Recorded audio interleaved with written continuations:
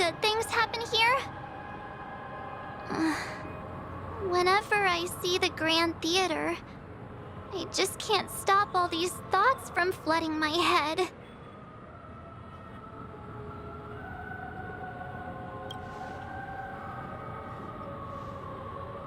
No. After all, they've brought everyone this sleepy dreamscape, which everyone loves. I just feel like I'm starting to understand them less and less. Everyone's still having a great time out there on the streets. Nobody knows what's happened. It's all so unreal. As if Firefly, Miss Robin, and us we're all outsiders from another world. Aw, what a mess. I really want a nice cool drink of soda to help me calm down. But then I'd be just like everyone else out on the streets. Looks like Aventurine doesn't need anything else. Let's turn our attention to the family's assignment for now. Himeko, what do you think? Among our current clues, the two murders that he witnessed are the most directly connected. I suggest starting here. One thing I'm curious about is, if a person dies in a dream, what happens to them in real life? Seeing as we're at the family's behest, why not pop back out to reality and verify Miss Firefly's situation back at the hotel? Perhaps we could also make a few inquiries about her while out there. How about we split off into two groups? There are still some things worth focusing on inside the dreamscape. I'll investigate those, and we can link up again later. Worth focusing on? Oh. No problem. I'll leave it to you then. Huh? Aw, I thought I'd finally get to see Himeko and Mr. Yang go out on a mission together. Oh well. Take care then, Mr. Yang. I will. Keep in touch.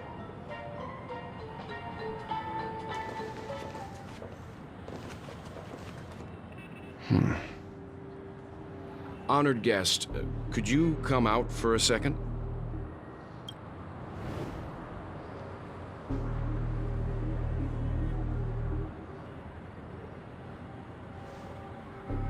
I'd be embarrassed too, getting stared at like that. Forgive me. My name is Welt Yang. I'm one of the crew members on the Astral Express. I believe you've met my colleagues. Welt. Is there something about my name? First, don't you want to know my name? I already do, Miss Acheron. You're a prominent figure in Penacony. What are they saying about me? Some claim that you're the real culprit behind these murders, that the Annihilation Gang's tragic fate at the banquet was a result of your blade, and that you're now attempting to unleash another bloodbath on Penacony. The Annihilation Gang. Ifrit of Everflame Mansion. Tragic fate. That Duke turned his dying body to flames and sacrificed his life as a martyr. He was a determined and heroic pathstrider. Not even a villain should be disparaged like this. And what's more, there were plenty of suspects invited. Do they really think that a blade is more dangerous than that black hole you're wielding? Keen intuition. Not even the family managed to point out the truth behind this cane.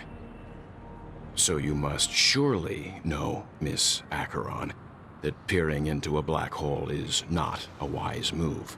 As a potential threat, your knowledge of us has reached uncomfortable depths. Reveal your true identity and intentions. Otherwise, brace yourself for gravitational disintegration. That shouldn't be necessary. But if it makes the Nameless feel less defensive, I'll be happy to abide. Believe it or not, Galaxy Ranger, Acheron. Those are the names I go by to this very day. My trip to Penacony is solely to fulfill an old, final request. I'm here for the Watchmaker's legacy. And that's it.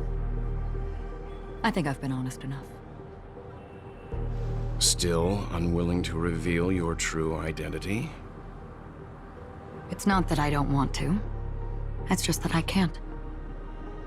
I've come so far, and I can't sum up all of that in just a few words. Everyone has their own unspeakable past. Secrets that they don't want to be revealed. And I won't be asking any more questions, such as why the Astral Express is roaming around the cosmos with a Stellaron on board. Is he okay? That memo keeper didn't do anything, right? He's fine. Let's stick with the topic. Gaining my trust all depends on how much you're willing to reveal. I've run around many different Penacony dreamscapes just to try and find that legacy. And during this period, I came into contact with quite a few guests. In the process, I gradually came to realize the secret of Penacony may be closely related to the Trailblaze. That's why I've come to ask for your help.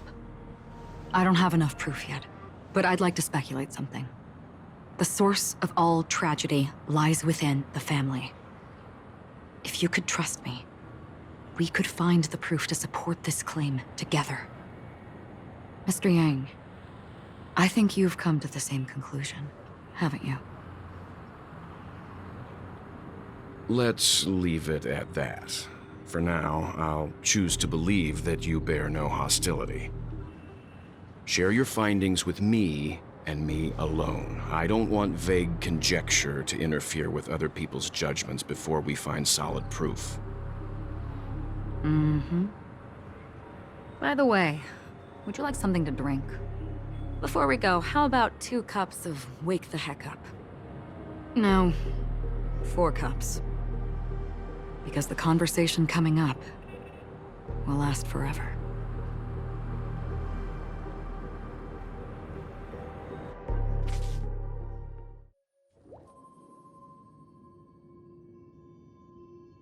I've been watching her closely for a while now, and the first invitation was in the banquet hall of the hotel.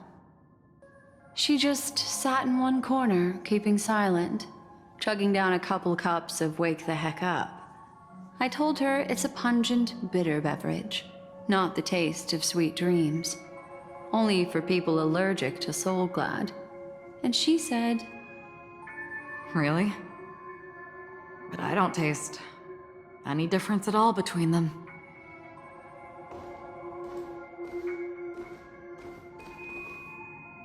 the guest rooms are charmingly minimalist. An aesthetic you share, Miss Acheron. It's a cinch, this music box. The invitation received by the Annihilation Gang. There are latent memories that linger on it yet. You see, memories of you are not yours alone. They travel in other people, other things. I know much, and I can predict even more. With some help, the dead can be made to speak. The Annihilation Gang, that band of desperados who all disappeared after meeting you. What exactly happened to them? Well, let me reveal all.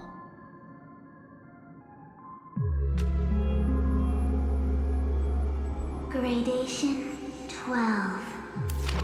Dreamscape 12. Father, I dedicate this to you. Well done, Dubra. Wherever they go, shall be met by annihilation. There it is. It's hazy, but it's Ifrit's voice. The other one, is probably his progeny. This is the residual memory from when the invitation was first delivered. They were abruptly interrupted. Then, what happened next is... They sought refuge in the land of sleep, merely wishing for undisturbed rest, away from the storms. Children of the Flame, this marks your rite of passage. She won't be necessary. I alone am enough.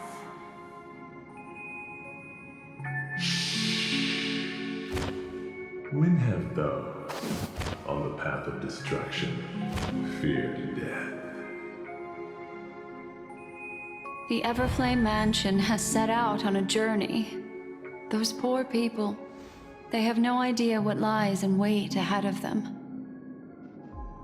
Memory recovery is going well, but slowly. She'll be here soon, and time is short.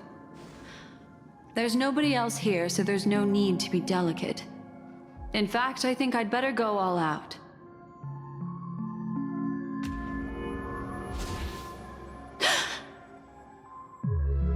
What happened?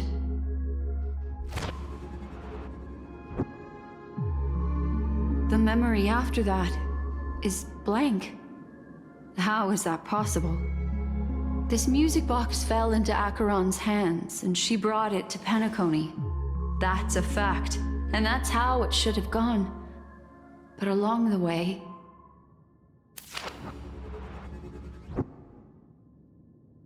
it's like it's been erased.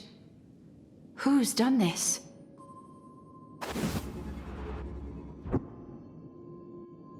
Who are you? Who are you? It's... no. Is this not a memory? Oh, a memo keeper. Do you serve the Garden of Recollection? Or the Cremators? My name is Constance. A pleasure to meet you. We were supposed to meet in Penacony and spend an unforgettable time together.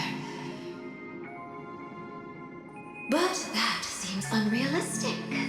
Dahlia's not welcome on the banquet star, and I don't need a coming-of-age ceremony.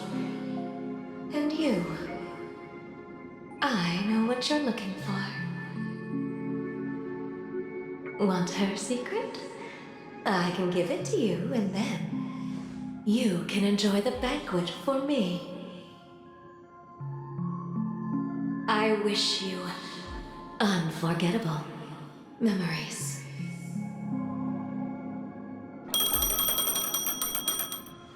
Oh. A phone. Wanna listen in?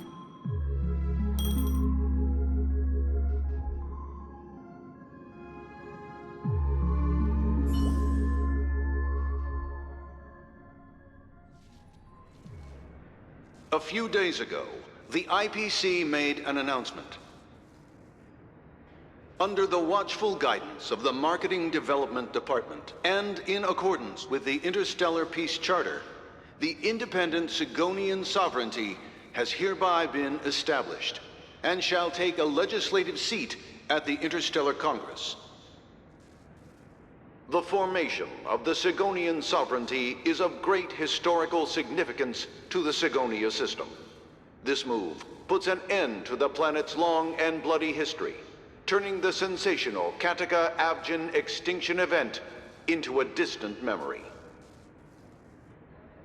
Sigonia 4 is located in an unclaimed zone at the intersection of the Denise, Prothean, and Dorneau star clusters. The planet's surface environment is known for being extremely harsh, constantly faced with the threat of impact from small-scale celestial objects. This is why very few intelligent species have made this planet their home. dividing themselves into several tribes to eke out nomad lifestyles as they struggle to survive the arid desert wilderness. They have developed their own folk beliefs that are independent of the Aeon belief system. Sigonia. Sigonia. Ravenous eye of the storm, spurned by all the gods. Land of rock, but not water. Lightning, but not rain. Blood, but not tears. You beat us with your falling stars. You lash us with wind and storm. You chew us up with the cracked earth.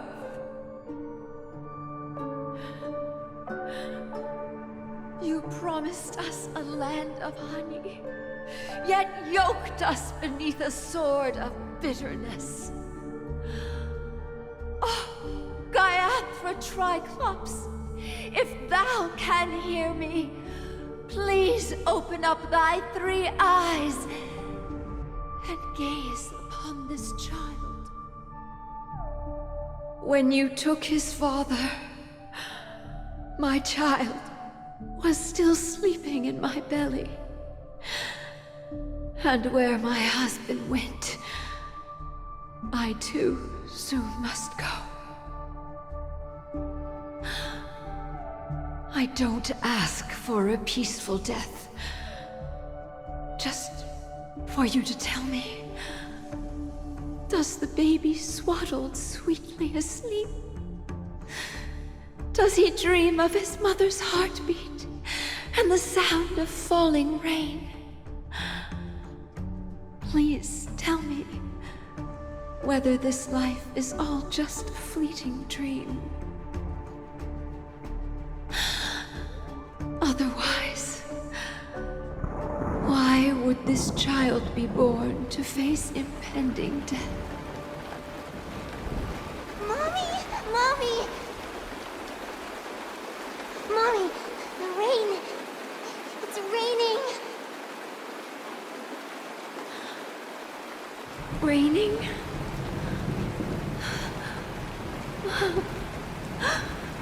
Raining. It is raining. It's true. Those Outworlders weren't lying to us. They really did summon the rain. Mommy, we can leave here. We can go back home.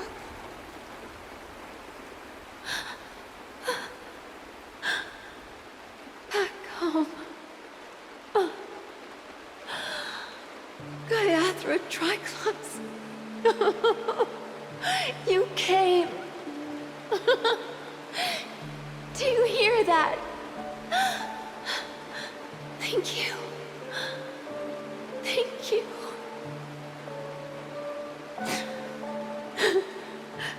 Darling, listen. This is the sound of rain. On the day you were born, the sky also sent down a gift like this from Gaiathra.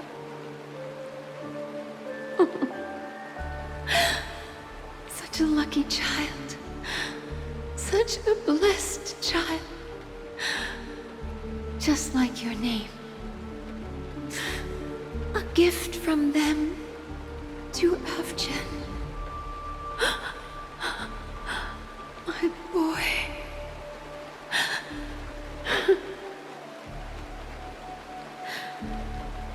May the goddess Gaiathra close her eyes 3 times. Keep your blood eternally pulsing. Let your journey be forever peaceful. And your schemes forever concealed.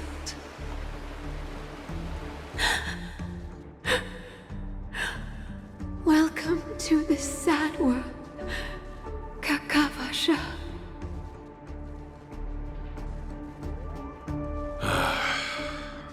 time to wake up, gambler. Oh, heavens. I must have drunk too much Soul Glad. Didn't expect you to be back so soon. How is it? Find anything? Just as you guessed. Nobody outside knows about Robin's death. There aren't even baseless conspiracy theories. They're still streaming the rehearsal for her ceremony, using a stand-in, I guess. They must be dreaming. Of course. Who could imagine that death would actually descend upon the idyllic dream created by the family? Let alone that the victim would be the female lead of the Charmony Festival. To be honest with you, I didn't believe it. I even tested it a few times myself, until I discovered that I couldn't actually die. Whenever there's any danger, I'm forced awake by the dream pool, and it's all as if everything were just a nightmare. That's why I'm convinced that there are a few big secrets lurking behind the scenes. Then you must have heard about the Memory Zone meme. When I graciously deigned to establish connections with the Oak family on your behalf, they were quite in a pitiful state of disarray. Besides Robin, there was another body. I don't know the exact details, just that it was a stowaway. 2 murder cases? I told you something seemed off about the Nameless. He must have come across the other one. This murderer is a psycho. But I have to admit, the case should be easy to crack. We can leverage the family's malfeasance and let the IPC use this as a reason to intervene. It's just that their trickery runs deeper than I thought. Robin's stand-in was all ready to go.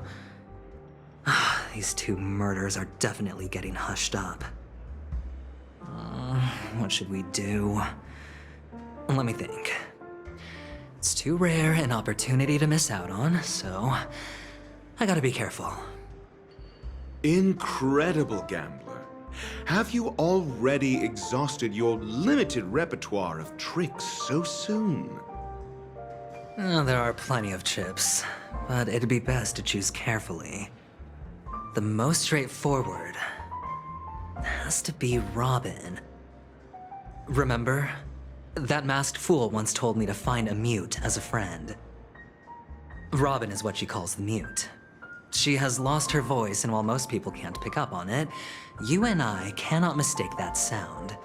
Not produced by any voice box, but rather by the resonance of the harmony. If that girl hadn't gone hoarse from singing practice, there'd only be one possibility. Something was up with the family. Or Robin herself.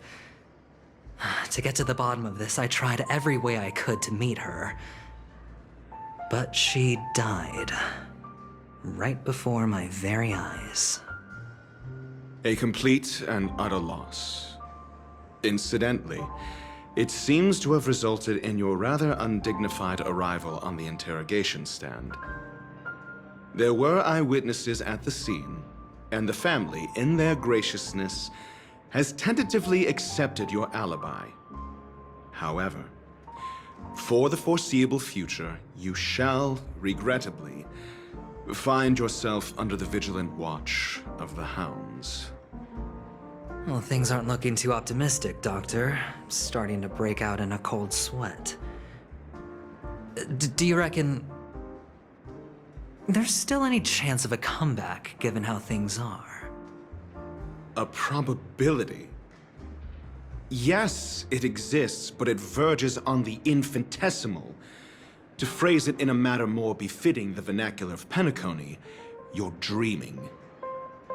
But if you simply can't control yourself and want to try your hand, then there just so happens to be a suitable candidate.